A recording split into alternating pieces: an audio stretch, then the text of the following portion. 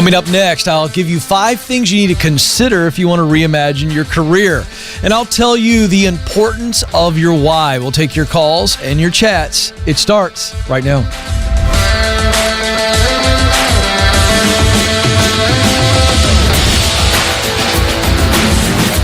Coming to you live from Ramsey Studios in Nashville, you are joining a conversation about who you are, what you were created to do, where you want to do that, and how you can get there. So excited to have you with us because we're going to talk about you. You were created to fill a unique role through your work. It is your contribution. And when you figure out what that is, people will marvel at how happy you seem, how effective you seem. They'll say things like, you were born for this, and I'm here to help you figure out what that is in the marketplace. The good news, multiple careers, multiple jobs that are all in your sweet spot, which is the intersection of what you do best, what you love to do most, and the results that matter most. Talent, passion, mission. It's an easy formula because the answers lie within you. You have them. I promise. It's my job to get them out of you. 844-747-2577. That's the number to jump in on the phone. I'm one phone call away. Don't be afraid. I'm going to take good care of you. Today may be the day that somebody that's watching right now, you're scared, you're full of doubt, your pride's got you paralyzed. But if you call, your breakthrough could be just minutes away. 844-747-2577 is the number. If you'd like to submit a very direct, straightforward question, you can do that in the chat right there, next to the video window. Go ahead and submit your chat questions, and they'll get them to the laptop. They're already coming in, so we'll get to those momentarily. Saw a great article on Fast Company. I enjoy Fast Company, the magazine and the website. Great stuff. The headline jumped out at me. 5 things to consider if you want to reimagine your career.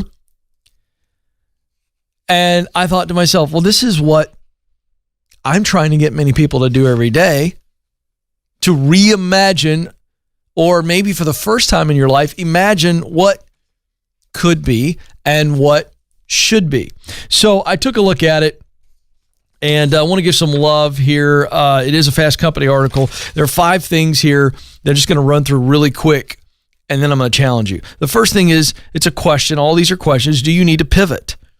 So regardless if you are not affected by the coronavirus, and largely you're fairly happy in your work, you're not miserable, you still need to be asking the question, do I need to pivot to gain more experience, to gain more skills, to challenge myself? I don't care where you're at in your career, you should always be asking the question, do I need to pivot? Second question, do you know what you need?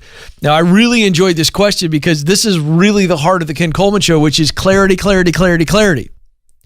And the article points out that so many people have a very limited understanding of what they do best, their talent, what they love to do most, their passion, and results that matter most, their mission. In fact, many people don't even think of themselves in that context.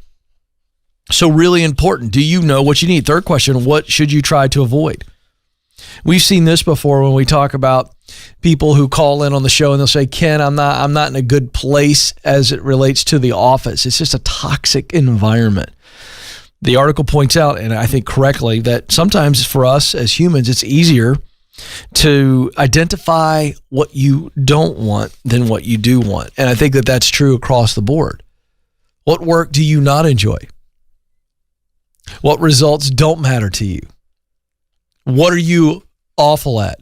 We're looking at what I teach every day, what you do best. Look at what you don't do very well. How much of that is in your everyday work life? We're going to make some change. What work do you not like at all? You can't stand it. How much of that is going on every day? What results? You could care less about these results. How much of your work is contributing to those results that you don't care about? So you can look at the negative side of the context. And then finally, the last 2 questions, how can you best invest in yourself? Key point here is investing in yourself does not require a lot of money. In 2020, we have never had, in history, this many free resources online, between podcasts, even free books, or books that cost next to nothing, free webinars, watching YouTube how-to videos. Folks, how are you investing in yourself? What's the return on that investment? And don't assume that you have to spend a bunch of money. And then the final question, how do you measure success? It's really important, I've talked about this before, that you have a scoreboard in your life, every area of your life, not just professionally, but personally. Your health, your relationships. What's your scoreboard? Meaning, ask yourself routinely, where am I now? Where am I now? Where do I want to be? And then as I leave the port of where I am now and I sail to the future, am I taking regular, okay, how far have I come towards my goal? I've got to have some mile markers. I've got to have some measurements so that I see progress. I promise you, you ask those kind of questions almost on a daily basis, but certainly a weekly and monthly basis, let me tell you what's not going to happen. You won't get stagnant. You won't get stale. You won't get stuck. 844-747-2577 is the number. 844-747-2577. We're going to go to the phones, and we start off in my, oh my goodness, this is so exciting to see this on the screen. Ann Arbor, Michigan, the home of my beloved Michigan Wolverines. Therese? Oh, Therese. Therese is there. Therese, you're on the Ken Coleman Show. How are you? Hi, I'm a huge Notre Dame fan, so I'm going to pretend you didn't say that. I know. You know, I will tell you, Therese, I had the suspicion that when I saw Ann Arbor on the screen, I knew I was going to get excited. And I said, you know what? I'm going to make a big deal about the Wolverines, and you watch. Therese is not going to be a Wolverine fan. And not only is she not a Wolverine fan, Nathan, she loves one of our bitter rivals. Yep. The Fighting Irish. Well, the good news is we don't play you for a decade, and we smashed you last year, so you guys get to soak on that for a decade. All right. I know. I'm sorry. I couldn't help myself. Now I need to help you, Therese. What's going on? So I am so pumped to speak with you. Good. You do awesome work. Thank you. Well, I'm excited to talk to you. What's up? So just briefly, I think you nailed it the other day. I'm a new listener, but I heard you say something like the COVID crisis has just bubbled and brought a lot of stuff up to the surface for people to start thinking, do I love my job? Do I want to go back to it? Does it fulfill me? And I've definitely struggled in my role for probably a solid year of not loving it and feeling like really flat. But I think these 3 months at home have really emphasized that and driven that point home for me. So I just wanted to pick your brain on kind of how you pick out your talents and serve others with those. Like an awesome example, I think, is like you guys in the Ramseys. You serve like all day and you impact and you help, and I love that. Like it really makes my heart beat and it like makes me tear up. Like, so I think I want like a career where just something similar where you're serving and like making a difference. Yeah, you're awesome, Therese. I love your heart. I love your heart. Okay, so here's the deal. When that emotion starts to come up inside of you while you're just talking about it, that leads me to believe that you know more than you think you know, okay? So you're new to the show. You've heard me talk and walk people through the 3 indicators that really help you in stage 1, which is get clear. That's talent, what you do best, hard skills, soft skills, passion, the actual work itself. You really enjoy the work, the task, the role, and then that task and role will always produce a result. With you really getting emotional in talking about how Ramsey Solutions serving people, helping their lives in a dramatic way, that connects to you. That leads me to believe that you want to be in that space, some type of space where your work is directly impacting people's lives, where they almost come from a lack of hope to hope, from destruction to redemption. Am I right about that? Yeah.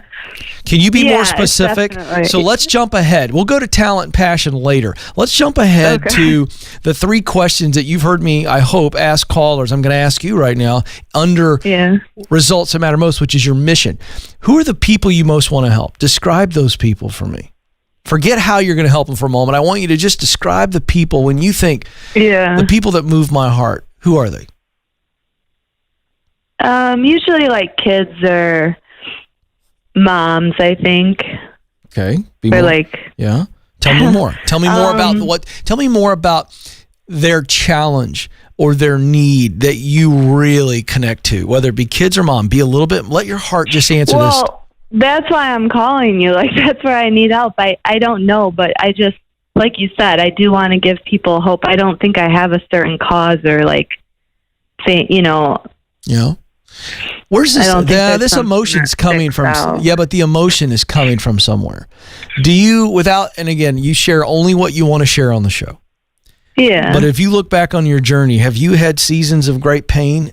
And then following that pain, have you had seasons of victory and overcoming that stuff? In my personal life? Yeah. Or been affected by someone in your family or a friendship that had the same type of situation?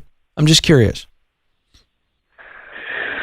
No, I mean, nothing really sticks out of like deep pain. All right, that's fine. So here's the deal. I'm just trying to get your brain and heart connected because I think the answer is there. The answer's there. You just aren't having a hard time articulating it.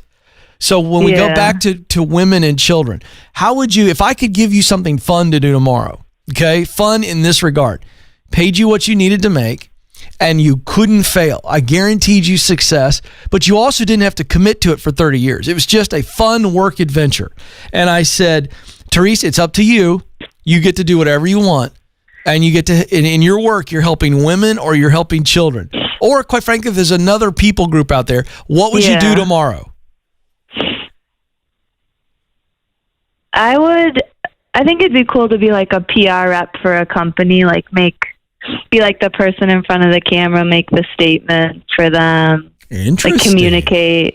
Interesting. Now, that's interesting. Keep going. Tell me why. No, I don't know. I just really I've always kind of liked speaking, like public speaking, where maybe I don't know the crowd. Like it never really intimidates me. Yeah. And just a company that I can like get on board with and be passionate about. Like I'm in the automotive industry right now, and it just doesn't. Yeah, it doesn't drive me or do anything. But why'd you pick this idea? You visualized being a publicist before, where you're at a press conference. You visualized that. Yeah, I just think I don't know. I think with your words, you can impact people. That's like one of the biggest ways. So you're right, and that's what I do for a living. I use words to try to impact people. Yeah. So I want you to dig a little deeper on that. You don't have to do it on this program because we don't have time. Okay. But you're in the early stage. So here's what we do. We look at what you do best. I want you to do this exercise, okay? Okay. And I want you to write down what you think are your top hard skills and your top soft skills. Soft skills being personality traits, character traits. This is the best of Therese. Okay. Let me ask you a question though. I'm curious. Are you a very good communicator, above average communicator, verbal skills? How would you rank yourself? Well, despite this phone call, I do think I'm a good communicator. I think you're doing fantastic on this call. I mean, I haven't had all the answers that you've. Yeah, but here's the deal. But listen, but listen. That's because you're new to the self-discovery process. I'm okay with you not having all the answers. What I want to do is give you the construct. So you're a gifted communicator. All right. So we also know we could put communicating publicly under your passion line as well. It's on both lines, talent and passion, because you love getting up in front of people and talking. It scares most people more than death. It doesn't scare you. Okay? So it scares me if I know them. That's what's weird. If it was like my family but if it's just like a big group of people, it doesn't. Well, good news. Most of the people you're going to speak to are going to be on the stranger level. Yeah. So here's the deal. I want you to play this thing out, okay? And I want you to finish your list of what you do best and what you love to do most and the results that matter most. Now, you were a little gray on the results that matter most, the women, children thing, that's interesting. But I wonder if you went to work for an organization that helped women and children in some way, there's the values connection for you.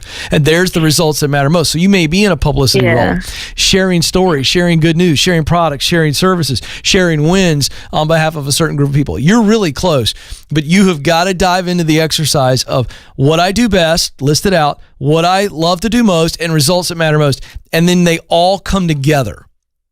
Okay? And where they intersect, there are going to be multiple jobs, multiple careers for you, Therese, that you can do that you'll excel in because you're in your sweet spot.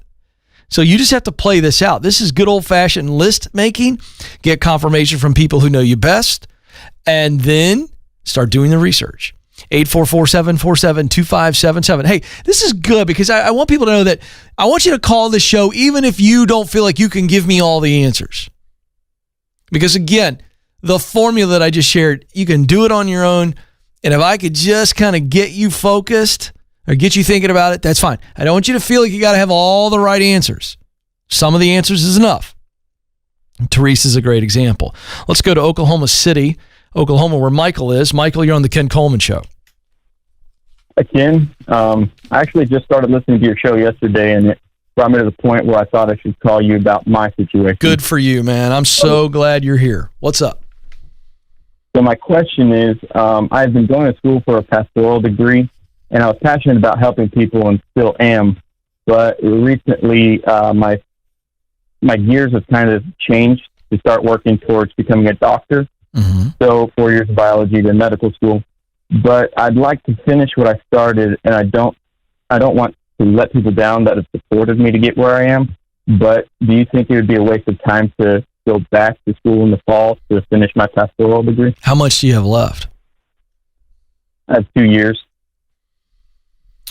So am I presuming you've done 2 years so far of a 4-year degree? Yes, sir. Are most of those 2 years kind of your foundational stuff? Yeah. Would those 2 years or a good portion of those 2 years, will those transfer if you move towards biology? Yeah, I think a few, maybe a couple credits. Good. Don't pursue the pastoral degree. To me, it is a complete waste of time and money. You're 2 years in, so you've gotten a lot of your foundational stuff. So presuming that most of those credits would transfer over, it's almost like, are you changing majors? Are you changing schools? It doesn't matter what the answer to that is. But the point is, you don't need to feel guilty about having a course correction. You don't need to feel guilty about that. You're living a lie. And if you were to continue and say, well, I'm only continuing because I've had some people support me, and so I feel like I've got to at least finish the degree. Well, what's the point of that if you're not going to use the degree itself? You're not going to be a pastor. Do you understand what I'm saying? Yeah. So you shouldn't feel any guilt. I understand. I want to tell you this. I understand how you're feeling. I do get that. But that's a fear of peers is what I call that. And you've got in your head, well, these people are going to say this, they're going to criticize me, and that's what you're scared of. Am I right? Yeah. Or I'm going to disappoint somebody and let them down. You're scared of that too. Yeah, my pastor had really supported me going. But if your pastor is who I think he is, then he's going to say, you know what? If you're doing what you believe you're supposed to do with your life, I understand. But you have got to really come to grips with, is this your life? Is this your call? Or is it someone else's life and someone else's call? And you know the answer to that question. Yeah. Okay. Appreciate it. So listen, Michael, you got to do what's right. You got to do what's right for you. And I think if you were to continue on this path and finish this degree just to not disappoint anybody or just to avoid some type of criticism or even just questioning your path, you're going to be a year into this thing, maybe even sooner than a year in, going, what am I doing? Right? There's nothing worse than doing something, an activity that has no meaning. None at all. And you know what else it's going to do? Logistically speaking, it's going to put you behind financially and on the timeline of doing what you got to do anyway, doing what you want to do anyway. So listen, man, move forward with confidence. Move forward with confidence. 844-747-2577 is the number to jump in. Hey, I'm super excited. Our live stream event, Get Hired, the proven plan that will help you get the job you want, is this Thursday. Coming to you live stream just outside my studio here in the gorgeous atrium at Ramsey Solutions. Going to be coming to you. All you need is an internet connection and a device. 8 p.m. Eastern, 7 Central. Thursday, May 21st. It's only $10. We already sold out our VIP tier, and we do have another tier available where you get the ticket and a signed book. All the details, kencoleman.com/events, but it's only $10 for you to jump in. And I've been talking about this all morning, folks. Now listen, here's why this event is important. Joe, the latest numbers are 36.5 million people unemployed. Now that number, we know it's higher than that, right? We don't have May's adjusted numbers. Now let's do some simple math. Listen to me, folks. Actually, Nathan, I want this camera right here. I want close up. I want to talk to people about what they're facing. Here we go. Let's just back off $36.5 million people unemployed, to 30 million people. Let's just round it down for easy math. And let's say that those 30 million people, each of them sends an average of 5 resumes out in the days and weeks ahead. That's 150 million resumes flooding the market. I think that number is low. So let's say it's 10 resumes each. That's 300 million resumes. Joe, I think the number is closer to 20. So now that's 600 million resumes. Let that sink in for a moment. You're going to have to stand out. This is going to be a pretty competitive market because a lot of people want to get back to work. And so if you know somebody who is either coming out of college and they're hitting this very different employment market for the first time, you got a family member, a friend who has been laid off or is just miserable. They were miserable prior to COVID and they're on furlough, or they're already back in the miserable job and they want to move on. This event is for you. Get hired. I'm going to walk you through a deep dive. Now, people have already said on social, Ken, is this a lot of the same content on the show?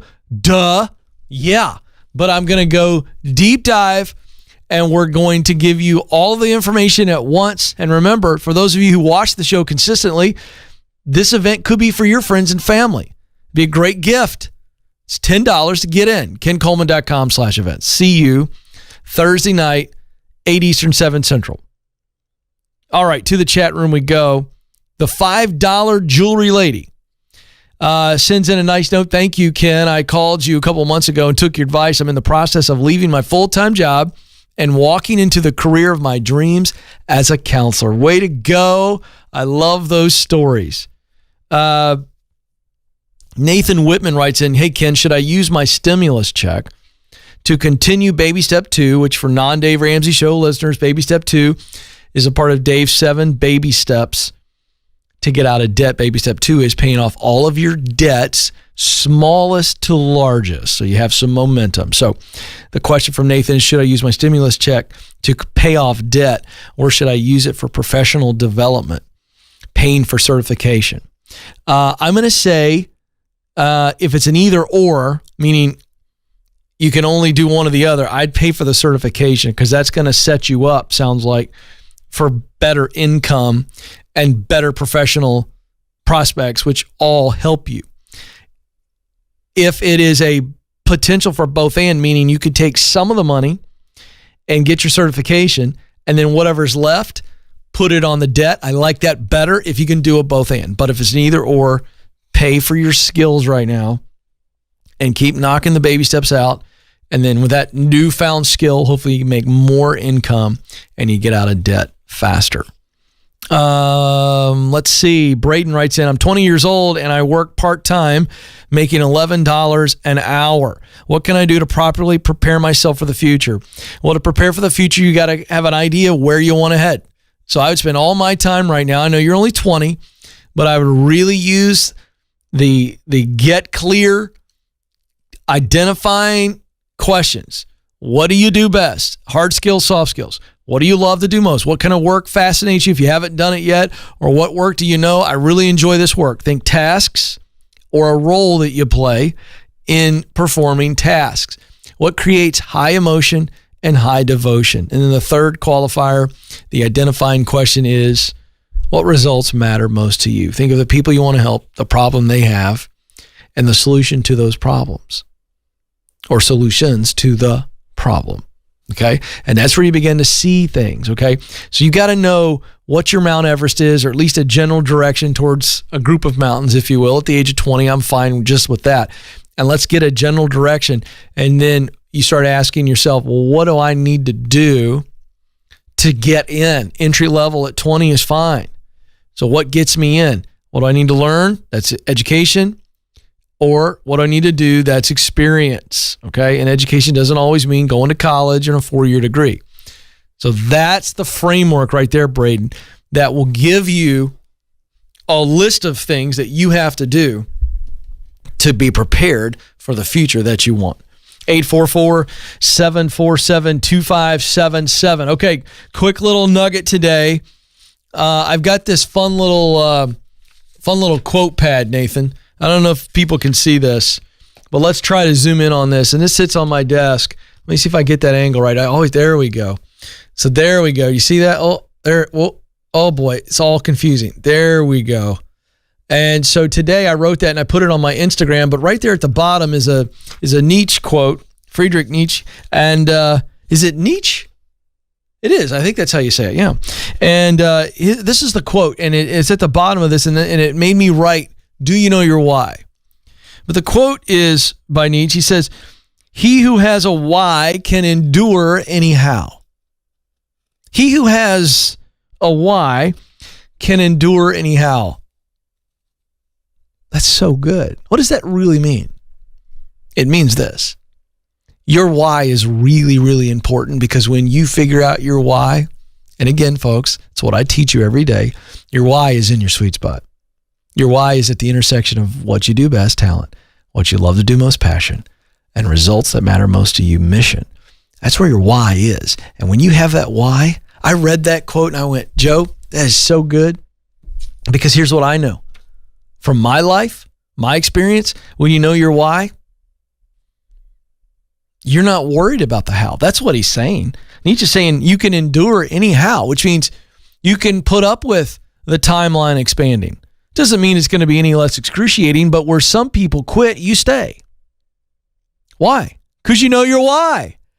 You know, when I started out, my why was to be in broadcasting and encourage or entertain folks. And then it began to evolve and develop to what it is now.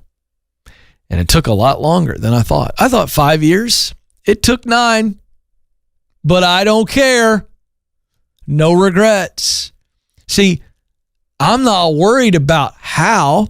I just want the why to happen. So when you know your why, the how is almost irrelevant. Almost. Because it's, hey, I'm going to stay with it. Whatever it takes for me to achieve my why, to see my why come to fruition, keeps me on the path. I won't quit. Because the how doesn't matter as much as the why. The why is the ultimate clarity. The how is the journey. The why is the destination.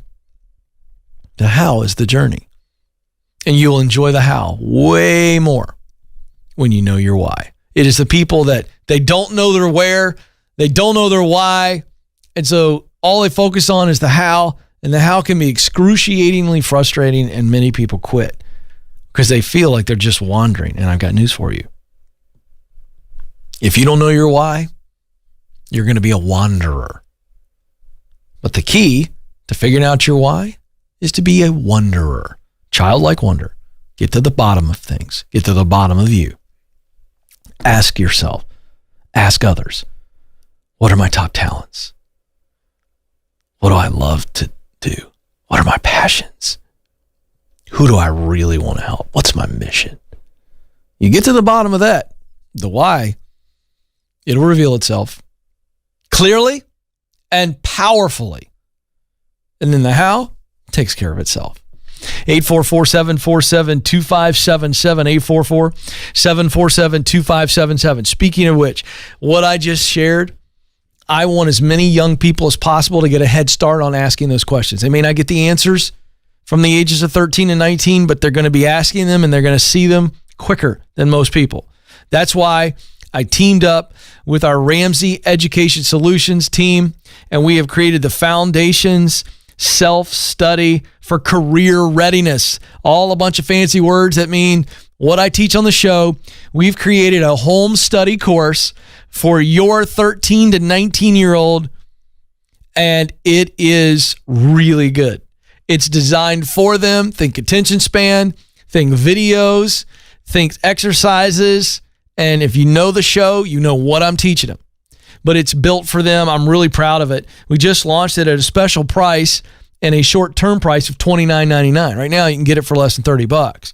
Soon, it's going to go up to $89.99. And we want you to get the best price, the introductory price. Go to kencoleman.com/store, kencoleman.com/store. This would be a great high school grad gift for that high schooler in your life to kind of help them begin to have the thoughts that will lead to good conversations with you and ultimately clarity so that they can move forward. 747-2577, 844-747-2577. Let's go to Jose in Phoenix, Arizona. Jose, you're on the Ken Coleman Show. Hey, Ken, a pleasure being here. Well, it's my pleasure. Thank you so much for everything you do. You bet, man. What's going on? All right, so I'm in a weird situation, like after I graduated from college this May. I'm 22 years old and making around $46K. But in my career, I am in a small architecture firm, and I've been working there for a few years, 2 years, give or take a few months. And I've been climbing up the ladder in job positions like crazy, like going past the first entry job positions and moving on into like mid-year level positions. But the pay has gone up slowly. So I was wondering what would you do if you were in my situation? Like, do I go somewhere else with the skills I learned and put in my resume and all of that, and then go somewhere else to a bigger firm where I know I could be making like 20K to 30K more if I land in the same job position, or stay and continue learning and get the experience in this small firm? Yeah. How long you been there? For like 2 years. 2 years. How many positions in 2 years? Let's see. 1, 2, 3, 4. All of them considered promotions? Yes. And the pay has gone from $11 an hour to $21. Yeah, that's not bad, my man. Do you just feel slighted in some way? Like, I understand the question of, Ken, I could make more at a larger firm. And I would tell you, if you've got the experience and you can get the job at a larger firm and the work is very similar and it gives you a ladder to keep moving up and you can make $20,000 to $30,000 more, I'd say jump. You've been there 2 years. You're not a flake. You're not a job hopper. So I have no problem with that. I'm just curious, what's the root? Is it just that you see, hey, at a larger firm, Ken, I can make more money? Or is it feel that you feel slighted in some way? Well, it's not that. It's like, I feel like in this small firm, if I like stick with it, I might have an opportunity later on in my career to like have part ownership or have equity stake. And in a bigger firm, it would be more of a slow ladder climb. Well, like, which is more appealing to you? You know, more easy. Which is more appealing to you? Let's just say 5, 7, 10 years from now, you all of a sudden have stuck it out and you keep making more money, and now you've got equity or ownership in this thing. I mean, is that a better outcome than maybe making more money faster, working for somebody else? Well, I have zero debt thanks to you guys and the Dave Ramsey Solutions. Good for you. Tell me, so which is the more desirable future? When I just gave you 2 outcomes. Which is more desirable? I guess that's what I need to really think about. I love designing, and in this small firm, I get responsibilities like crazy. Like, I get to touch on everything, every aspect of the firm. Don't you think that's going to make you better owner one day? Yes, it will. It will. I got to tell you, I am not going to tell you what you should do. There are times on the show where somebody will ask me directly what I should do, and I will tell them what I think you should do. In this situation, I think it's a win-win. I think that there's no question in my mind you could go to a bigger firm and make more money faster than probably at the small firm.